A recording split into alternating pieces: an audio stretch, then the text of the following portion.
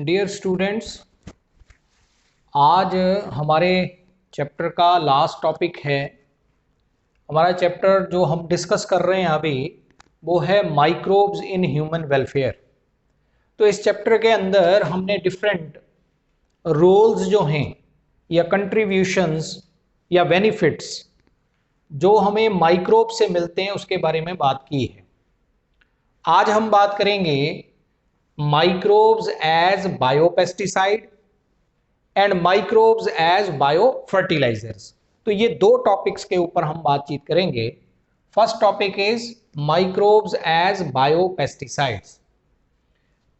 देखो, जो हमारा क्रॉप यील्ड है, जो हमारी क्रॉप्स की यील्ड है या प्रोडक्शन है, ऐसा माना जाता है कि लगभग एस्टिमेटेड है कि 30% लॉस जो है वो हर साल हमें पेस्ट्स के अटैक के कारण होता है। पेस्ट्स और पैथोजन डिफरेंट काइंड के जो हैं उनके अटैक के कारण जो क्रॉप यील्ड में लॉस है वो एनुअली 30% के आसपास होता है। और इसको कंट्रोल करने के लिए if we use chemical pesticides और chemical herbicides, then they cause lot of pollution, various diseases, and also it causes the ecological imbalance।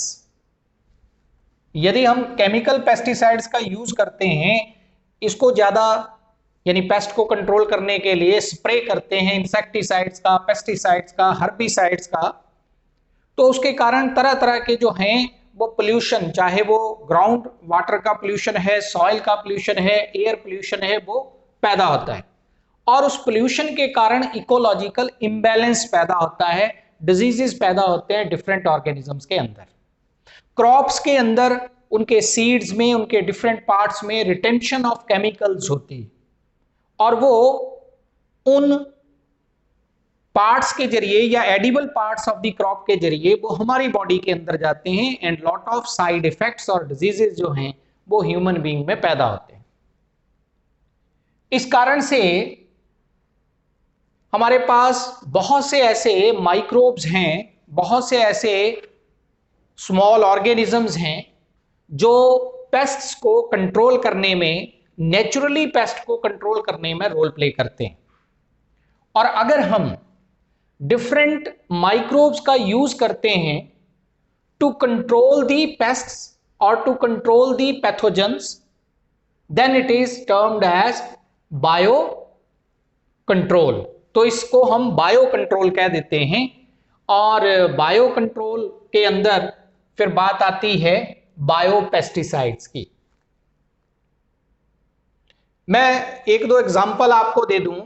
For example, जैसे लेडी बर्ड बीटल, ये एक स्मॉल इंसेक्ट है जिसके बॉडी के ऊपर रेड एंड ब्लैक स्पॉट्स होते हैं। तो लेडी बर्ड बीटल जो है, it naturally attacks on aphids. और एफिड्स जो हैं वो बहुत से फसलों के अंदर, बहुत सी क्रॉप्स के अंदर जो है पेस्ट के तौर पे काम करते हैं। तो उनको कंट्रोल करने के लिए हम लेडी बर्ड बीटल जो है उनका यूज कर सकते हैं। सिमिलरली, ड्रैगन फ्लाइज जो होती हैं, they feeds upon mosquitoes, they feed upon mosquitoes. और मॉस्किटो जो हैं वो बहुत से डिजीजेस, बहुत सी अदर जो आप ये कह सकते हैं कि डिजीजेस ह्यूमन बीइंग में और बाकी के ऑर्गेनिजम्स में एज कैरियर जो है पैदा करते। फिर बकुलो वायरसेस होते हैं, बैकुलो वायरसेस, जिनका की जीनस होता है न्यूक्लियो पॉलीहेड्रोवायरसेस। शॉर्ट फॉर्म में इनको हम एनपीवी भी बोलते हैं, एनपीवी, न्यूक्लियो पॉलीहेड्रोवायरसेस। इनको हम बैकुलो वायरसेस बोलते हैं। इस जीनस के जो वायरसेस होते हैं, they attack on arthropods and insects. और ये वो आर्थ्रोपोड्स या वो इंसेक्ट्स हैं जो हमारी क्रॉप्स को डिस्ट्रॉय करते हैं, उनके ऊपर अटैक करते हैं। तो मेरा बोलने का मतलब है कि इंस्टेड ऑफ केमिकल पेस्टिसाइड अगर हम कुछ ऑर्गेनिजम्स को यूज करते हैं जो डिफरेंट काइंड के पेस्ट्स को या तो कैप्चर करते हैं या किल करते हैं, तो अपने आप ही क्रॉप प्रोटेक्शन जो है उन पेस्ट से हो जाती है और इकोलॉजिकल बैलेंस भी मेंटेन रहता है, क्योंकि ये मैनेजेबल लिमिट के ऊपर या मैनेजेबल लेवल के ऊपर जो है डिफरेंट पेस्ट का लेवल मेंटेन करके रखते हैं, उनकी पॉपुलेशन को मेंटेन करके रखते हैं, तो इकोलॉजिकल बैलेंस भी मेंटेन रखते हैं। तो all those micro organisms which are utilised to control pests और insects are known as biopesticides और बायो कंट्रोल एजेंट्स। अब इनकी टाइप्स की अगर हम बात करें तो दो कैटेगरीज में बायोपेस्टिसाइड्स को बांटा गया है। दो कैटेगरीज हैं, bio herbicides and bio insecticides. Bio herbicides, these are those organisms which control the growth of weeds, which control the growth of unwanted plants। हमारी मेन क्रॉप प्लांट्स के साथ कई बार कुछ अनवांटेड प्लांट्स पैदा हो जाते हैं, which share the nutrients, which share the light, which share the oxygen and all other raw material with main crop plants। वो compete करते हैं with the main crop plant, तो जिसके कारण मेन क्रॉप प्लांट की प्रोडक्शन जो है वो कम हो जाती है।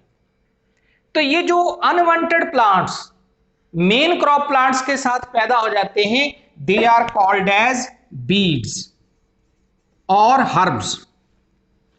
इन बीड्स को किल करवाने के लिए भी हम तरह तरह के केमिकल्स का स्प्रे करते हैं, जिन्हें हम हर्बिसाइड्स बोलते हैं।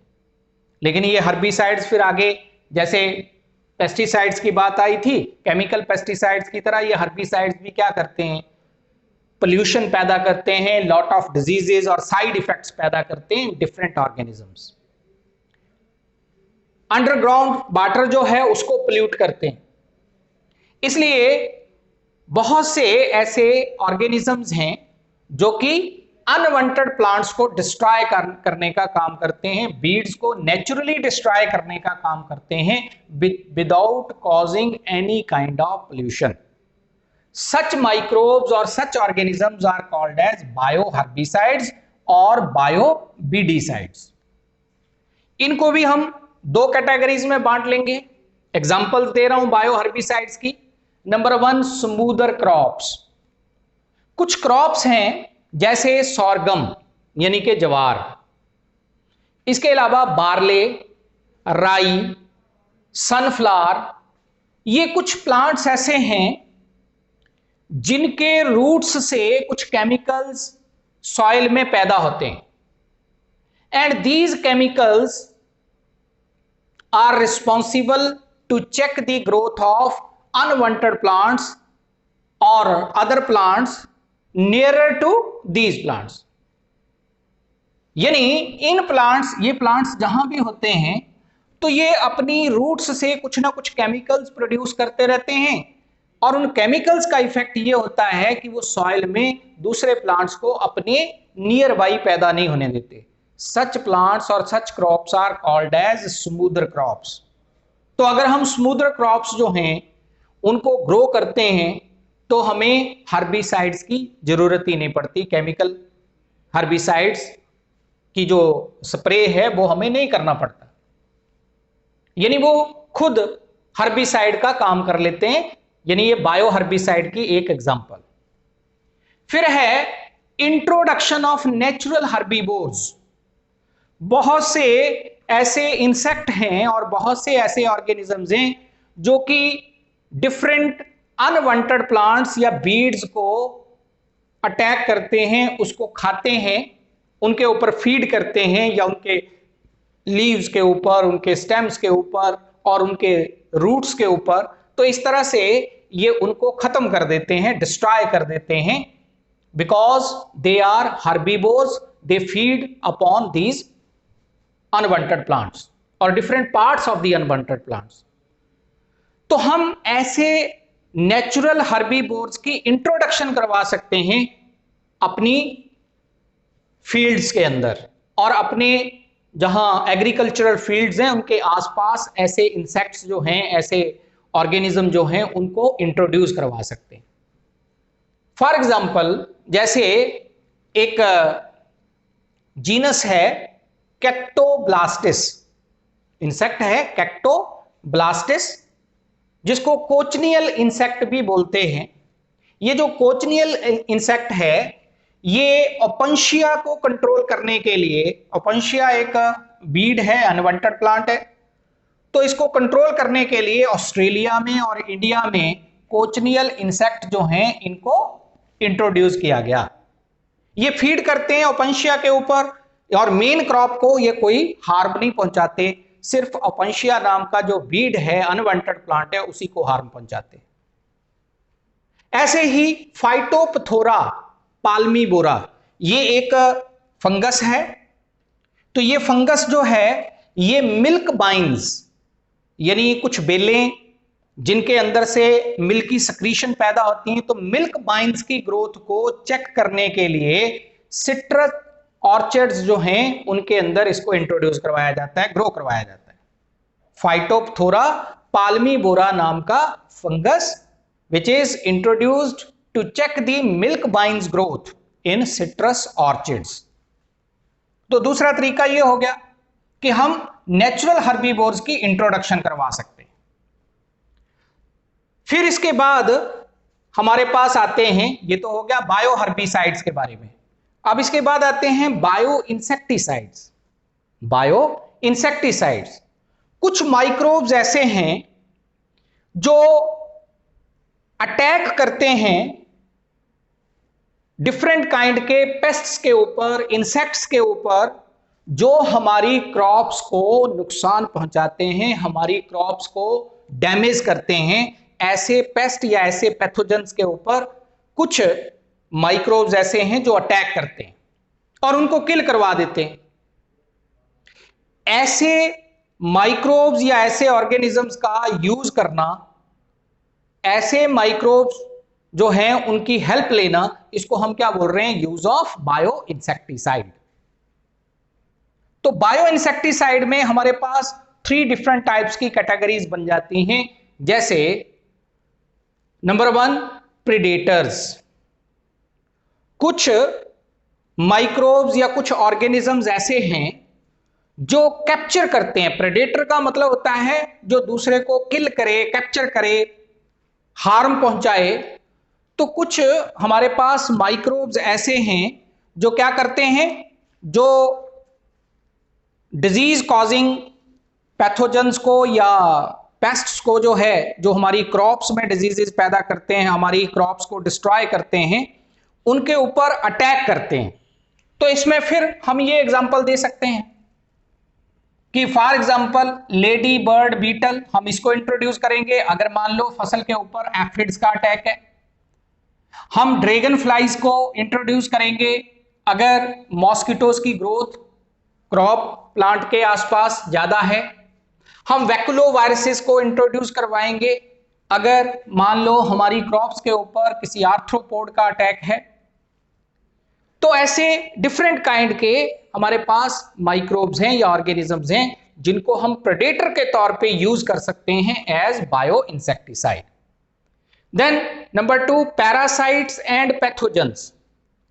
पैरासाइट्स एंड पैथोजेंस, तो इसमें देखो ये भी एक बायोलॉजिकल कंट्रोल मेथड है कि कुछ माइक्रोब्स ऐसे होते हैं जो एज नेचुरल पैरासाइट एक्ट करते हैं, लेकिन एज पैरासाइट किसके ऊपर या किसकी बॉडी में? In the body of pests. जो डिजीज कॉजिंग पेस्ट हैं जो हमारी क्रॉप्स के ऊपर अटैक कर रहे हैं, उन पेस्ट की बॉडी के अंदर कुछ नेचुरली मिलते हैं एज पैरासाइट। ऐसे माइक्रोब्स की इंट्रोडक्शन करवा के भी हम जो है अपनी क्रॉप यील्ड जो है उसको कम होने से बचा सकते हैं। तो certain natural parasites are there which act as biological control agents, और इसमें एग्जाम्पल हम दे सकते हैं। फॉर एग्जाम्पल जैसे कि एक एग्जाम्पल बैकुलोवायरसिस की हम दे सकते हैं, फिर बैसिलस थ्रिंगवेंसिस, ये कैबेज लूपर, बैसिलस थ्रिंगवेंसिस नाम का एक बैक्टीरियम है जो कि एग्जाम्पल के तौर पर अगर हम बात करें तो कैबेज लूपर एक प्रेडेटर है या एक पेस्ट है जो कि कैबेज को अटैक करता है, जिसको हम कैबेज लूपर बोल रहे हैं। तो कैबेज लूपर की बॉडी में एज पैरासाइट लिव करता है बैसिलस थ्रिंगवेंसिस। तो अगर हम बैसिलस थ्रिंगवेंसिस को कैबेज के फील्ड के अंदर इंट्रोड्यूस करवा देंगे तो अपने आप ही ये कैबेज लूपर जो है उसका अटैक जो है वो कम हो जाएगा। सिमिलरली एक एग्जांपल इसकी दे सकते हैं, जैसे मैंने पहले एग्जांपल दी थी, potato beetle and codling moth, इनकी एग्जांपल भी दी जा सकती है।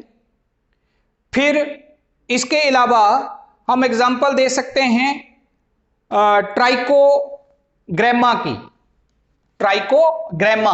तो डिफरेंट ऐसे हमारे पास जो हैं पैरासाइट्स हैं जो पेस्ट्स की बॉडी के अंदर एज पैरासाइट लिव करते हैं। अगर हम इनकी इंट्रोडक्शन करवाते हैं तो फिर automatically with the attack of parasites वो पेस्ट जो हैं उनका एक्शन जो है वो मिनिमाइज होगा और हमारी क्रॉप यील्ड जो है वो बेहतर होगी, ठीक होगी।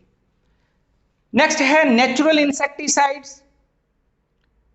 कुछ प्लांट्स ऐसे हैं, कुछ ऑर्गेनिजम्स ऐसे हैं जिनकी बॉडी से बहुत से नेचुरल या बायोलॉजिकल इंसेक्टिसाइड जो हैं वो हमें मिलते हैं और इनका कोई हार्मफुल इफेक्ट नहीं होता on the warm blooded animals, particularly human body के ऊपर, यानी हमारी बॉडी के ऊपर इनका कोई हार्मफुल इफेक्ट नहीं होता। तो हम ऐसे नेचुरल इंसेक्टिसाइड जो हमें प्लांट्स या बाकी के ऑर्गेनिज्म से मिलते हैं, हम उनको एक्सट्रैक्ट करके उनका यूज भी कर सकते हैं एज बायो कंट्रोल एजेंट और एज बायो इंसेक्टिसाइड। एग्जाम्पल के तौर पे जैसे एक एजा डायरेक्टिन, एजा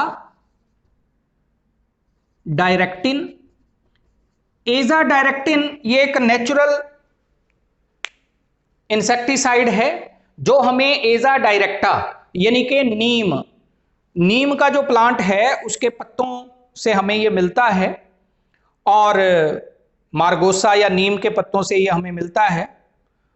और इसका स्प्रे अगर हम करें डिफरेंट प्लांट्स के लीव्स के ऊपर तो डिफरेंट काइंड की बीटल्स और फ्लाइज जो हैं वो अटैक नहीं कर पाती on the leaves of different herbaceous plants.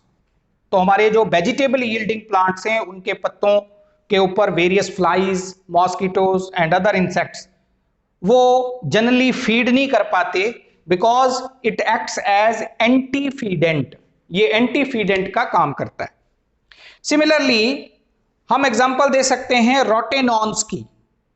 रोटेनॉन्स ये हमें रूट्स ऑफ डायरिस एलिप्टिका, रोटेनॉन्स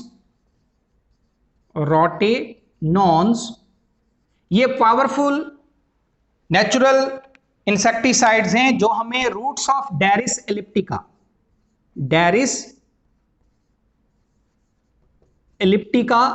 ये एक प्लांट है, उसके रूट्स से हमें ये रेटिनॉन नाम के इंसेक्टिसाइड जो हैं नेचुरल इंसेक्टिसाइड्स मिलते हैं और ये हार्मलेस होते हैं to the warm blooded animals, लेकिन बाकी जो होते हैं डिजीज कॉजिंग पेस्ट जो हैं उनके ऊपर ये अपना पोटेंट असर जो है वो दिखाते हैं, यानी उनके लिए इनका इफेक्ट जो है वो डेंजरस होता है।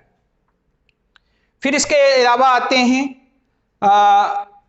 रेड स्क्विल्स, सी अनियन से मिलते हैं ये, तो ये भी पावरफुल जो है इंसेक्टिसाइड के तौर पे इस्तेमाल होते हैं। ऐसे ही निकोटीन, निकोटियाना टबैकम, यानी टबैको की डिफरेंट स्पीशीज से ये निकोटीन नाम का एक पावरफुल जो है इंसेक्टिसाइड हमें मिलता है, और ये हाईली पोटेंट होता है, टॉक्सिक होता है इन निकोटियान सल्फेट स्टेज, या निकोटीन सल्फेट फॉर्म में ये हाईली पावरफुल होता है। और ये जो है इसका इस्तेमाल भी हम वेरियस इंसेक्ट्स को कंट्रोल करने में करते हैं। ऐसे ही थ्यूरियोसाइड, ये बैसिलस थ्रिंगवेंसिस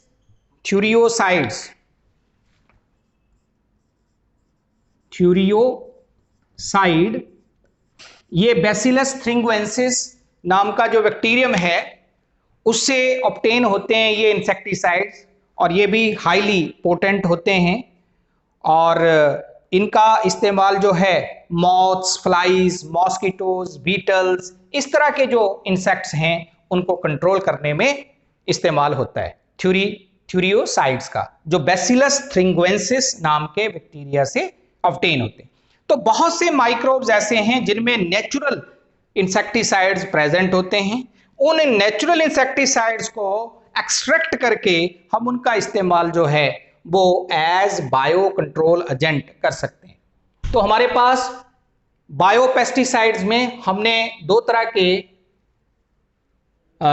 उनकी बात की है, bio herbicides and bio insecticide. तो बायो हर्बिसाइड्स दो तरीकों से, या तो समुद्र क्रॉप्स ग्रो करवा के, या फिर introduction of natural herbivores, cochineal insect जैसे, या फाइटोप्थोरा जैसे एक फंगस है तो इसकी इंट्रोडक्शन करवा के।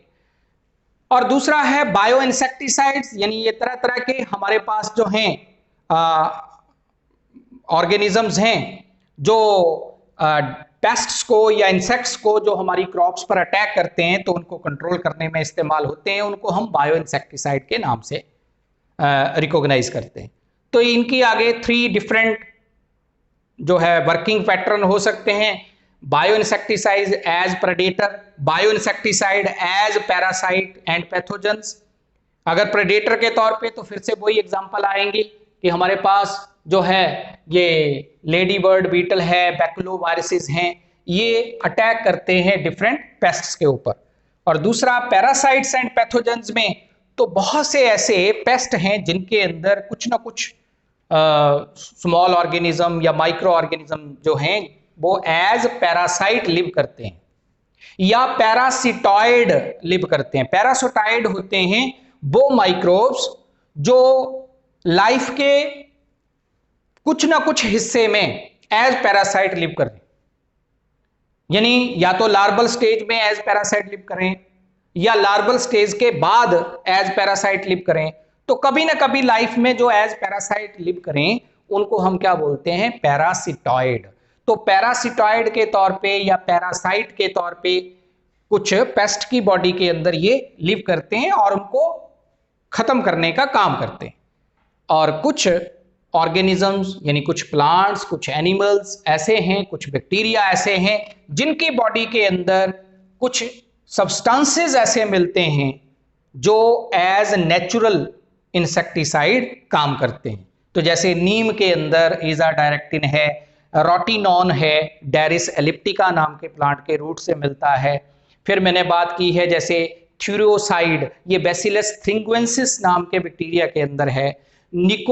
निकोटीन जो है वो बड़ा पावरफुल इंसेक्टिसाइड है, निकोटीन सल्फेट की फॉर्म में पर्टिकुलरली, और ये हमें निकोटियाना टबैको के लीव्स से मिलता है। तो तरह तरह के हमारे पास नेचुरल इंसेक्टिसाइड जो एज बायो इंसेक्टिसाइड काम करते हैं। अब इसके बाद नेक्स्ट है हमारा बायो फर्टिलाइजर्स। जैसे मैंने बात की है कि डिजीजेस को कंट्रोल करने के लिए केमिकल जो है पेस्टिसाइड्स का इस्तेमाल ना करके हम बायो पेस्टिसाइड्स का इस्तेमाल करें तो उससे पोल्यूशन भी नहीं फैलेगा, इकोलॉजिकल इम्बैलेंस जो है वो भी पैदा नहीं होगा। इकोलॉजिकल इम्बैलेंस भी नहीं बने। ठीक उसी तरह से बायो फर्टिलाइजर जो हैं, इनका अगर हम यूज करते हैं तो भी पोल्यूशन नहीं फैलता, सॉइल की केमिकल नेचर जो है वो भी चेंज नहीं होती, और इसके साथ साथ इकोलॉजिकल बैलेंस जो है वो मेंटेन्ड रहता है। लेकिन बायो फर्टिलाइजर्स हैं क्या? देखो, जैसे जैसे ह्यूमन पॉपुलेशन बढ़ रही है तो बढ़ी हुई पॉपुलेशन को फीड करने के लिए एग्रीकल्चर सेक्टर के ऊपर स्ट्रेस है, यानी एग्रीकल्चरल आउटपुट्स जो हैं या एग्रीकल्चरल प्रोडक्शन जो है उसको इंक्रीज जो है वो डे बाय डे या ईयर बाय ईयर करवाना पड़ रहा है। तो उसके लिए यूज किसका कर रहे हैं? तरह तरह के केमिकल फर्टिलाइजर्स का, ताकि प्रोडक्शन जो है, क्रॉप प्रोडक्शन, वो इंक्रीज हो। लेकिन उसके कारण पोल्यूशन फैल रहा है, खास तौर पे वाटर बॉडीज का पोल्यूशन। तो उसकी जगह हम इस्तेमाल कर सकते हैं कुछ ऐसे ऑर्गेनिजम्स को which enrich the soil with various nutrients. ऐसे जो माइक्रोब्स, ऐसे जो ऑर्गेनिजम्स होते हैं जो सॉइल को इनरिच करते हैं with various kinds of mineral nutrients, those organisms are termed as biofertilisers. ऐसे ऑर्गेनिज्म जो सॉइल की फर्टिलिटी को इंक्रीज करवाने में रोल प्ले करते हैं, उनको विद न्यूट्रिएंट्स इनरिच करने का काम करते हैं, they are termed as biofertilisers. तो इसमें डिफरेंट कैटेगरीज हैं। फिर number 1, free living nitrogen fixing bacteria. Free living nitrogen fixing bacteria, nature में बहुत से ऐसे बैक्टीरिया हैं जो फ्रीली लिव करते हैं एटमॉस्फेयर में, और कहने का मतलब वो किसी के साथ एसोसिएटेड नहीं है और ऑर्गेनिजम्स के साथ एसोसिएटेड नहीं है, फ्रीली लिव करते हैं in the soil and they fix the atmospheric nitrogen. यानी एटमॉस्फेयर की जो फ्री नाइट्रोजन है उसको एब्जॉर्बेबल फॉर्म्स ऑफ नाइट्रोजन, यानी NO3 नेगेटिव, NO2 नेगेटिव, ये है नाइट्रेट आयंस, ये है नाइट्राइट आयन। प्लांट्स जो हैं वो नाइट्रोजन को, जो कि N2 की फॉर्म में होती है एटमॉस्फेयर में जो नाइट्रोजन है वो N2 की फॉर्म में है, यानी कि डाई नाइट्रोजन की फॉर्म में। इस फॉर्म में प्लांट्स जो हैं वो नाइट्रोजन को एब्जॉर्ब नहीं कर पाते। माइक्रोब्स का काम क्या है? ये N2 की फॉर्म में, यानी नॉन एब्जॉर्बेबल फॉर्म में जो नाइट्रोजन है उसको चेंज करवाते हैं पहले नाइट्राइट आयंस में और फिर नाइट्रेट आयंस में। और ये फॉर्म्स कौन सी हैं? एब्जॉर्बेबल फॉर्म्स, यानी इन फॉर्म्स में प्लांट जो है नाइट्रोजन को एब्जॉर्ब कर सकते हैं। तो चेंज होना एटमॉस्फेयर की डाई नाइट्रोजन का, जो कि नॉन एब्जॉर्बेबल फॉर्म है, उसका चेंज होना एब्जॉर्बेबल फॉर्म में, यानी NO2 नेगेटिव और NO3 नेगेटिव नाइट्राइट आयंस या नाइट्रेट आयंस में, इसे हम बोलते हैं नाइट्रोजन फिक्सेशन। तो नाइट्रोजन फिक्सेशन बहुत से माइक्रोब्स करवाते हैं। इसमें से पहली कैटेगरी है free living nitrogen fixing bacteria. एक और चीज, मैंने नाइट्रोजन की ही क्यों बात की? क्योंकि 3 main element NPK, nitrogen, phosphorus and potassium, ये सबसे ज्यादा जो है क्वांटिटी में प्लांट्स को चाहिए होते हैं फॉर देयर ग्रोथ। और इनका नाम भी इसी तरीके से, हमने PKN, KPN ऐसे नहीं बोला, NPK। नाइट्रोजन सबसे ज्यादा, फास्फोरस उससे कम, पोटाशियम उससे कम। तो सबसे ज्यादा प्लांट्स को जो चाहिए वो नाइट्रोजन चाहिए। डिफरेंट क्रॉप प्लांट्स को नाइट्रोजन सबसे ज्यादा जो है रिक्वायर्ड रहती है उनकी ग्रोथ और मेटाबॉलिज्म के अंदर, इसलिए हम बात उसकी कर रहे हैं। तो बहुत से माइक्रोब्स ऐसे हैं जो free living nitrogen freely live करते हैं एटमॉस्फेयर में, और ये क्या करते हैं? एटमॉस्फेयर की डाई नाइट्रोजन को एब्जॉर्बेबल फॉर्म्स में चेंज करवाते हैं। ऐसे बहुत से बैक्टीरिया हैं। अब इन बैक्टीरिया में अगर हम एग्जांपल दें तो इसमें एजोटोबैक्टर, बैसिलस पॉलीमिक्सा, क्लॉस्ट्रीडियम, बेजरनिकिया, ऐसे बहुत से बैक्टीरिया हैं। एजोटोबैक्टर की आप एक एग्जांपल दे सकते हैं, एजोटोबैक्टर, बैसिलस पॉलीमिक्सा ये भी एग्जांपल हो सकती है, बेजरनिकिया एग्जांपल हो सकती है, क्लॉस्ट्रीडियम की एग्जांपल हो सकती है। तो ये free living nitrogen fixing bacteria हैं। लेकिन ये जो free living nitrogen fixating bacteria हैं, इनमें से कुछ होंगे free living aerobic nitrogen bacteria और कुछ होंगे एनारोबिक। तो आगे फर्दर दो कैटेगरीज हो सकती हैं। इनमें से जो एजोटोबैक्टर है ये कॉटन के फील्ड्स में, इसके अलावा मेज के फील्ड में, ज्वार के फील्ड्स में, राइस के फील्ड्स में, इनमें ये नाइट्रोजन फिक्स करने का काम करता है। नेक्स्ट आ जाते हैं free living nitrogen fixating cyanobacteria. Free living nitrogen fixing cyanobacteria. Cyanobacteria means blue green algae. Like bacteria ये भी प्रोकैरियोट्स हैं, और साइनोबैक्टीरिया भी बहुत से ऐसे हैं जो फ्रीली लिव करते हैं नेचर में और नाइट्रोजन फिक्स करने का काम करते हैं। तो इसमें भी हम एग्जांपल दे सकते हैं, जैसे कि एनावीना है, नॉस्टॉक है, एनावीना, इसके अलावा नॉस्टॉक, फिर ओलूसीरा, ये कुछ free living nitrogen fixing cyanobacteria की एग्जांपल कि जो नॉन अब्सॉर्बेबल फॉर्म ऑफ नाइट्रोजन को अब्सॉर्बेबल फॉर्म में चेंज करते हैं और नाइट्रोजन फिक्स करवाने में रोल प्ले करते हैं। और इसमें हम लॉट ऑफ आगे और भी एग्जांपल दे सकते हैं। नेक्स्ट है loose association of nitrogen fixing bacteria.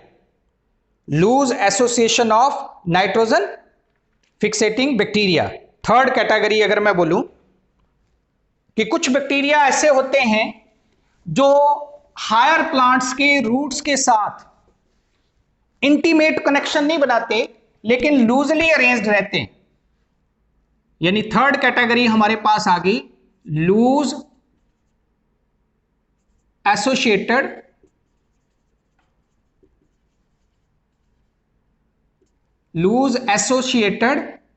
Nitrogen fixing bacteria.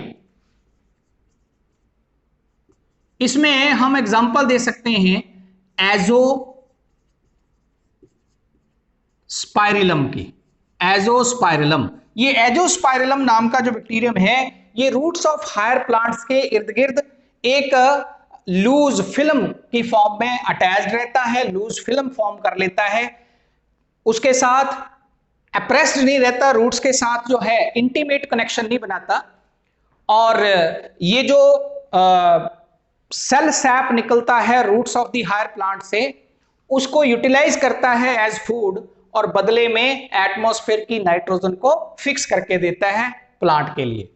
तो ये हम थर्ड कैटेगरी कह सकते हैं कि लूजली एसोसिएटेड और loose associated nitrogen fixing bacteria, जिसमें एजोस्पाइरिलम की एग्जांपल आएगी। और ऐसी जो रिलेशनशिप होती है जिसमें बैक्टीरिया या माइक्रोब्स लूजली एसोसिएटेड रहे with the roots of higher plants, इसको हम नाम रेहिजोस्फेयर एसोसिएशन भी बोल देते हैं। रेहिजोस्फेयर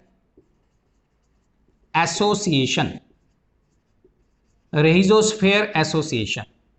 फिर नेक्स्ट आ जाती है इसके बाद category symbiotic nitrogen fixing bacteria. Symbiotic nitrogen fixing bacteria. ये जो सिम्बियोटिक नाइट्रोजन फिक्सिंग बैक्टीरिया है इसमें लोअर क्लासेस से आप एग्जांपल पढ़ते आ रहे हैं, जिसमें root nodules of leguminous plants, जो लेगुमिनोसी फैमिली के प्लांट्स हैं उनके रूट नोड्यूल्स के अंदर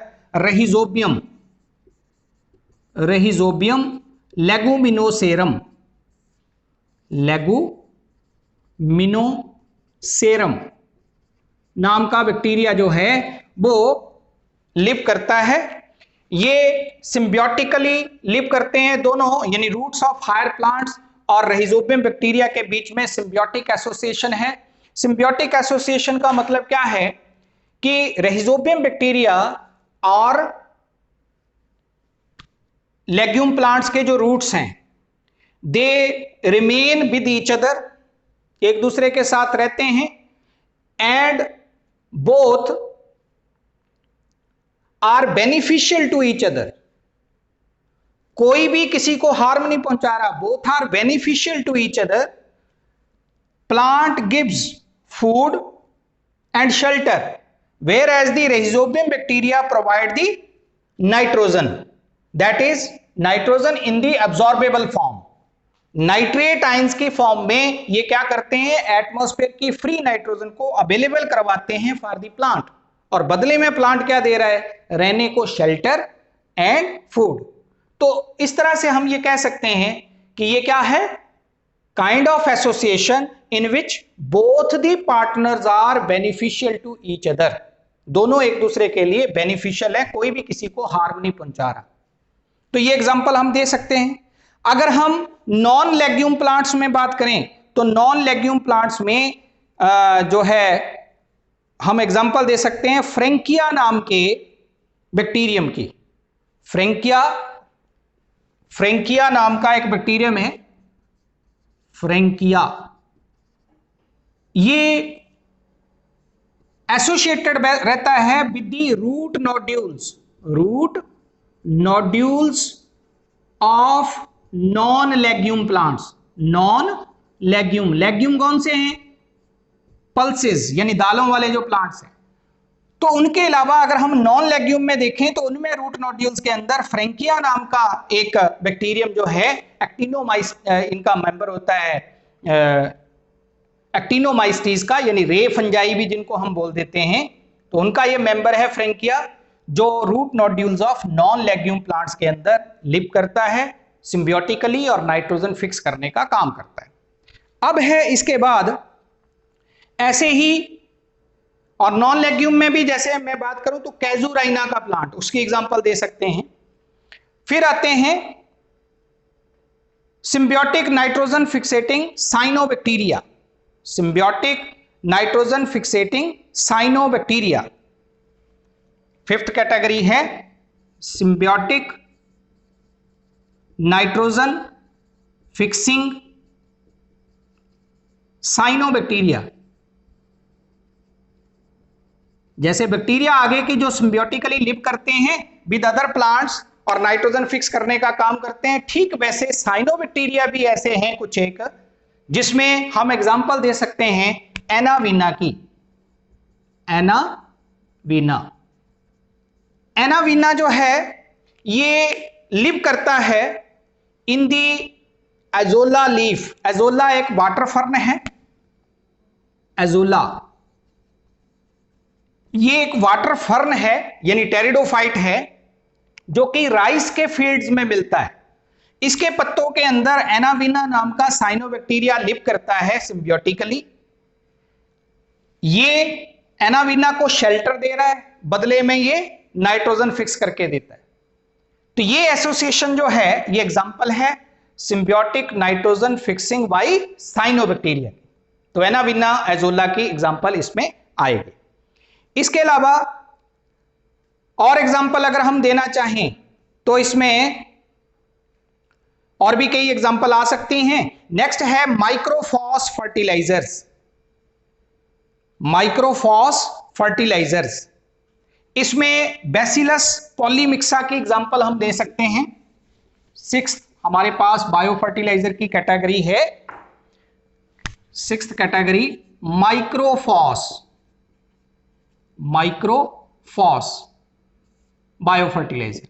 अब माइक्रोफॉस क्या है कि कुछ ऐसे भी ऑर्गेनिजम्स हैं या कुछ ऐसे बैक्टीरिया हैं जो इनसॉल्युबल फॉर्म ऑफ फॉस्फेट को सॉल्युबल फॉर्म में चेंज करवाते हैं। इनसॉल्युबल फॉर्म ऑफ फास्फोरस को सॉल्युबल फॉर्म में चेंज करवाते हैं, उन्हें हम माइक्रोफॉस काइंड के ऑर्गेनिजम्स बोल देते हैं। एग्जांपल इसमें बैसिलस पॉलीमिक्सा, इसकी एग्जांपल जो है वो दे सकते हैं। बैसिलस पॉलीमिक्सा, ये माइक्रोफॉस में एग्जांपल आ सकती है। फिर सूडोमोनास की डिफरेंट स्पीशीज, एस्परगिलस की डिफरेंट स्पीशीज, पॉलीमिक्सा। ऐसे ही एस्परगिलस की एग्जांपल, ये एक फंगस है, एस्परगिलस स्पीशीज। नेक्स्ट है इसके बाद माइकोरहिजा एज बायोफर्टिलाइजर, माइकोरहिजा एज बायोफर्टिलाइजर। देखो माइकोरहिजा जो होते हैं, माइकोरहिजा